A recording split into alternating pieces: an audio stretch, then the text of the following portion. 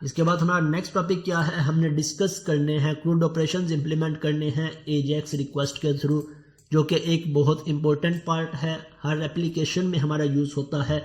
अभी हम यहाँ से 2 पेजेस को यूज़ कर रहे हैं क्रूड ऑपरेशंस के लिए और लिस्ट डिस्प्ले करवाने के लिए, लेकिन हमारी बहुत सारी एप्लीकेशंस में रिक्वायरमेंट होती है कि एक सेम पेज पे हमने क्रूड ऑपरेशंस को भी इंप्लीमेंट करना होता है और इसी पेज के नीचे मेरे पास लिस्ट आ रही होती है। मींस एक पेज पे हमने मल्टीपल फंक्शनैलिटीज को इंप्लीमेंट करना होता है या एक पेज पे मल्टीपल सेक्शंस को डिस्प्ले करवाना होता है, उनके साथ वर्किंग करनी होती है। तो इसके लिए हम यूज़ करते हैं एजेक्स रिक्वेस्ट को। एजेक्स रिक्वेस्ट और पार्शियल व्यूज़ ये क्या होते हैं अभी हम डिस्कस करते हैं थोड़ी देर में। मैं यहाँ से फर्दर आ जाता हूँ। पहले हम देख लें कि पार्शियल व्यूज़ की हमें ज़रूरत क्यों होती है और इनका बेसिक पर्पस क्या होता है, इसका हमें मेन बेनिफिट क्या होता है। जब भी हम बेस्ट एग्जांपल मैं इसकी लेता हूँ डैशबोर्ड्स की। जब भी हम डैशबोर्ड्स को इंप्लीमेंट कर रहे होते हैं, कोई भी एप्लीकेशन हो, हमारी किसी भी तरह की रिक्वायरमेंट हो, चाहे स्कूल सिस्टम हो, हॉस्पिटल सिस्टम हो, इन्वेंट्री का प्रोजेक्ट हो, मार्केट लेवल का प्रोजेक्ट हो, टीम प्रोजेक्ट हो, हर एक में हम डैशबोर्ड्स को डिज़ाइन करते हैं। अब डैशबोर्ड के अंदर हम ओवरऑल सेल डिस्प्ले करवाते हैं, ओवरऑल रिकॉर्ड्स जितने भी हों उन्हें डिस्प्ले करवाते हैं। अब ये मैंने एक हॉस्पिटल का डैशबोर्ड ओपन किया है। अब इस सिंपल से डैशबोर्ड के अंदर हमारे कितने सारे सेक्शंस डिस्प्ले हो रहे हैं। हमारे यहाँ पे भी कुछ सेक्शन डिस्प्ले हो रहे हैं, यहाँ पे भी कुछ सेक्शंस डिस्प्ले हो रहे हैं। इसके अलावा अगर आप यहाँ पे देखोगे तो यहाँ पे रेडियोलॉजी का सेक्शन और इसके नीचे मेरे पास लेटेस्ट इंडिकेटर के कुछ रिकॉर्ड आ रहे हैं। इसके बाद बिलिंग्स का रिकॉर्ड आ रहा है, इसके बाद करंट वाइटल्स का रिकॉर्ड आ रहा है।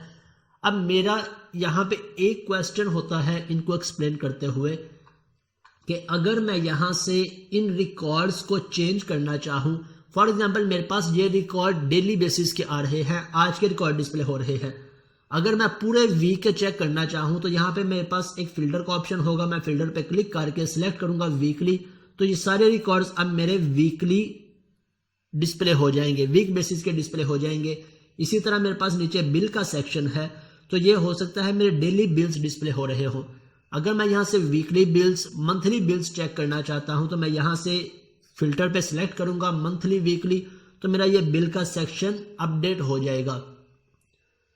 अगर मैं यहाँ से वीकली बिल्स देखना चाहता हूँ तो क्या मेरा सिर्फ ये पर्टिकुलर सेक्शन अपडेट होना चाहिए या बाकी के ये समरी, लेफ्ट साइड पे ये सारे सेक्शंस, यहाँ से ये सारे रिपोर्ट्स, हर एक सेक्शन अपडेट होना चाहिए? डेफिनेटली हमारा पर्टिकुलर सेक्शन अपडेट होना चाहिए। इस सेक्शन को हम पार्शियल व्यू का नाम देते हैं या पार्शियल पेज का नाम देते हैं। अगर मुझे सिर्फ इस सेक्शन को लोड करवाना है तो मैं सिर्फ इस सेक्शन की लॉजिक अलग से इंप्लीमेंट कर लूंगा, ताकि जहां पे भी मुझे डिस्प्ले करवानी है मैं इस पेज को एज इट इज इंप्लीमेंट कर लूं।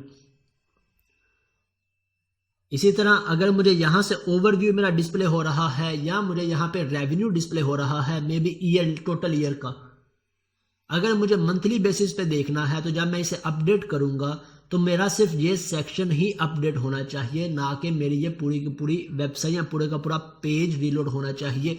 अगर मेरा पूरा पेज रीलोड होता है तो इस पेज पे काफ़ी सारे सेक्शंस हैं, मेरा लोड टाइम बहुत ज़्यादा इंक्रीज हो जाएगा। लेकिन अगर मैं पूरे पेज की बजाय सिर्फ इस सेक्शन को ही अपडेट कर लूँ तो मेरी एप्लीकेशन की परफॉर्मेंस, मेरा पेज टाइम बहुत ज़्यादा इम्प्रूव हो जाएगा। सो इन सब बातों का हमने ध्यान रखना होता है। इसका बेस्ट ऑप्शन क्या है वर्किंग करने का? Partial views. हम इस सेक्शन को पार्शियली डिफाइन करें, इस सेक्शन को पार्शियली डिफाइन करें, इस सेक्शन को पार्शियली डिफाइन करें। और पार्शियली डिफाइन कैसे करते हैं हम इसके लिए बेस्ट ऑप्शन चूज करते हैं एजेक्स रिक्वेस्ट का। एजेक्स रिक्वेस्ट के थ्रू हम यहाँ से इस सेक्शन को गेट करना चाहें, इस सेक्शन को रीलोड करना चाहें, आसानी के साथ रीलोड कर लेंगे। एजेक्स रिक्वेस्ट कैसे वर्क करेगी कि सिर्फ इस सेक्शन के अकॉर्डिंग मेरी एक रिक्वेस्ट जाएगी मेरे कंट्रोलर में और इसका न्यू डाटा, चाहे यूज़र मंथली बेसिस देखना चाहता हो, ईयरली बेसिस देखना चाहता हो, वो डाटा ला के यहाँ पे लोड करवा देगी। इट मीन्स हमने यहाँ पे दो कॉन्सेप्ट सीखने हैं, एक पार्शियल व्यू, एक एजेक्स रिक्वेस्ट के क्या पैरामीटर्स होते हैं, कैसे वर्क करती है। प्रीवियस एक दो क्लास के अंदर हम एजेक्स पे डिस्कशन कर चुके हैं, थोड़ा सा हमने उसका बेसिक कोड देखा था, अब हम डिटेल में उस पर वर्किंग करेंगे। मैं यहाँ पे इसे फर्दर एक्सप्लेन कर देता हूँ। हमारे पास हमारा ये एक वेब पेज होता है, इस वेब पेज के टॉप पे हमारे पास नैव बार आ रही होती है और लास्ट पे हमारे पास फूटर होता है। अब यहाँ से हम चाहे कैटेगरी का पेज ओपन करें, चाहे प्रोडक्ट का पेज ओपन करें, चाहे हम यूज़र का पेज ओपन करें, हर एक पेज में मेरे पास नैव बार, फूटर और दरमियान में चाहे हम लिस्ट डिस्प्ले करवा रहे हों, एक सेक्शन हो, मल्टीपल सेक्शंस हो, वो डिस्प्ले हो रहे होते हैं। अब फॉर एग्जांपल मैं यहाँ पे यूज़र के पेज पे टॉप पे फॉर्म और नीचे इसके लिस्ट डिस्प्ले करवाना चाहता हूँ। इट मीन्स मैं यहाँ पे दो सेक्शंस को डिफाइन करना चाहता हूँ, एक सेक्शन मेरा फॉर्म का, एक सेक्शन मेरा लिस्ट का होगा। तो हर सेक्शन के लिए मैं एक पार्शियल व्यू क्रिएट कर दूंगा। अब पार्शियल व्यू और सिंपल व्यू में क्या डिफरेंस है? अब अगर मैं सिर्फ इस सेक्शन का एक पार्शियल व्यू क्रिएट करूंगा तो क्या इस पार्शियल व्यू के साथ मेरे नैव बार और फूटर भी अटैच होंगे या नहीं होंगे? इस पार्शियल व्यू के कोड के अंदर हमारा कोई भी एक्स्ट्रा कोड नहीं होगा, सिर्फ इससे रिलेटेड कोड होगा। इसी तरह अगर मैं इस सेक्शन 4 के अकॉर्डिंग एक पार्शियल व्यू क्रिएट करता हूं तो इस सेक्शन 4 के अंदर मेरा सिर्फ इसका कोड होगा, ना कि नैव बार, फूटर, बाकी के किसी सेक्शन का कोड होगा। सो इन दोनों में क्या डिफरेंस है? हमारे पास सिंपल व्यू के अंदर हमारे सभी के सभी HTML टैग्स इंक्लूड होते हैं, HTML टैग से लेके बॉडी, फूटर, हर एक टैग। लेकिन पार्शियल व्यू के अंदर हमारा रिक्वायर्ड कोड ऐड होता है सिर्फ। अब वो रिक्वायर्ड कोड चाहे हमारा लिस्ट का हो, चाहे हमारे फॉर्म का हो या लिस्ट का हो, सिर्फ वो पर्टिकुलर कोड ही ऐड होता है। अगर आपको इन कॉन्सेप्ट्स की समझ लगे तो पार्शियल व्यूज को क्रिएट करना हमारे लिए कोई भी मुश्किल नहीं है। क्यों मुश्किल नहीं है? जिस तरह हम फॉर्म यहाँ पे क्रिएट कर रहे हैं, जिस तरह हम फॉर्म और फॉर्म्स की फंक्शनैलिटी यहाँ पे क्रिएट कर रहे हैं, अब ये सारी फंक्शनैलिटी हम इस मेन व्यू की बजाय इसे उठा के कहाँ पे ले जाएंगे? पार्शियल व्यू में। बाकी की सारी फंक्शनैलिटी एज इट इज रहेगी, हमें कुछ भी चेंज करने की ज़रूरत नहीं है। इसी तरह जो लिस्ट की फंक्शनैलिटी हम एक अलग पेज पे इम्प्लीमेंट कर रहे हैं, अब उसे भी हम उसके लिए भी एक पार्शियल व्यू क्रिएट कर देंगे और सारी लिस्ट का कोड हम यहाँ से उठा के अपने इस पार्शियल व्यू में ले जाएंगे और यहाँ पे सिंपल इस पार्शियल व्यू को कॉल कर लेंगे। यहाँ पे भी हम सिंपल इस पार्शियल व्यू को कॉल कर लेंगे। सो पार्शियल व्यू का एक और बेनिफिट हमारे पास क्या हुआ? हमारी रीयूजेबिलिटी इंक्रीज हो गई।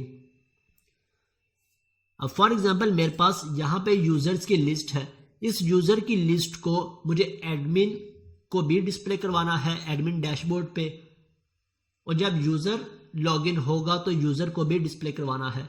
या मैं इसे थोड़ा सा और आसान कर दूं कि मुझे इस यूजर लिस्ट को मल्टीपल पेजेस पे डिस्प्ले करवाना है। हो सकता है कैटेगरी में या डैशबोर्ड में भी डिस्प्ले करवाना हो सकता है यूजर के पेज पे भी डिस्प्ले करवाना हो सकता है किसी और पेज पे भी डिस्प्ले करवाना हो। तो क्या मैं हर एक पेज पे यूजर की ये लिस्ट क्रिएट करता जाऊंगा या फिर इसके लिए एक पार्शियल व्यू क्रिएट कर लूंगा और जहां पे भी मेरी रिक्वायरमेंट होगी मैं सिंपल इस पार्शियल व्यू को कॉल कर लूंगा। आसान सा हमारे पास कॉन्सेप्ट आ गया, हमने बेसिक्स देख ली। अगर ये बेसिक्स समझ आ गए, इंप्लीमेंट करना आपके लिए 5 मिनट का काम होगा। लेकिन हम इंप्लीमेंट करते इसके सभी सिनेरियोज को भी ऑब्जर्व करेंगे, क्योंकि हम अभी बिगिनिंग लेवल पे हैं, एज अ बिगनर डिस्कशन कर रहे हैं। तब हम इससे रिलेटेड जितने भी कॉन्सेप्ट हो सकते हैं उन्हें भी डिस्कस करेंगे। मैं यहाँ से जाके कंट्रोलर क्रिएट कर लेता हूँ। मेरे पास कैटेगरी का कंट्रोलर नहीं है, मैं कैटेगरी का कंट्रोलर क्रिएट करता हूँ। सॉरी, डिपार्टमेंट का कंट्रोलर, मेरे पास कैटेगरी का ऑलरेडी है।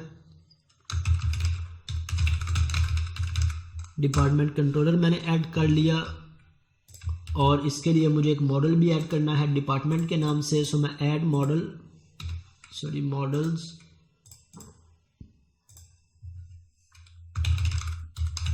डिपार्टमेंट।